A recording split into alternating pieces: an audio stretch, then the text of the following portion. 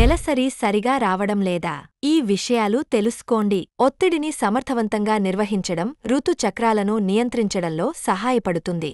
ధ్యానం, యోగా, కౌన్సెలింగ్, కుటుంబం, స్నేహితులతో ఓపెన్గా మాట్లాడటం వంటివి ప్రయోజనకరంగా ఉంటాయి. అంతేకాదు, బయటకు వెళ్లడం, అభిరుచులు, ఇష్టమైన కార్యకలాపాలలో పాల్గొనడం లేదా ఒత్తిడి నిర్వహణ కార్యక్రమాలలో చేరడం కూడా ఒత్తిడిని తగ్గించడంలో సహాయపడుతుంది. మహిళలలో నెలసరి అనేది 28 రోజులకు కాస్త ముందు లేదా తరువాత రావడం పరిపాటి. అయితే దీనికి మించి చాలా జాప్యముంటే జీవనశైలిని, ఆహారపు అలవాట్లను మార్చుకోవాలి. ప్రతి నెలా నెలసరి రావడంలో ఎక్కువ రోజులు జాప్యం జరుగుతూ ఉంటే అది చాలా ప్రమాదం.